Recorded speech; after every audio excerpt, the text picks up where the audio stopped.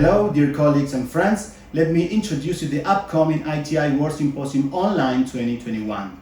I'm Dr. Diego Bechelli from Buenos Aires, and I will be discussing about how digital tools are changing our daily practice. In the last 10 years, dentistry has faced many changes, but the possibility of connecting soft tissues data to our aesthetic and occlusal planning is really fascinating. This allows us to include facial diagnosis and to execute an aesthetic dental treatment in a more predictable way, improving the interdisciplinary communication between team members as well as the results. This is very important when we face aesthetic requirements, but crucial when the distraction is even more considerable. New technologies integrate occlusal and aesthetic factors to finally arrive to a consistent result, recovering the dental structure and the facial aspect of our patient.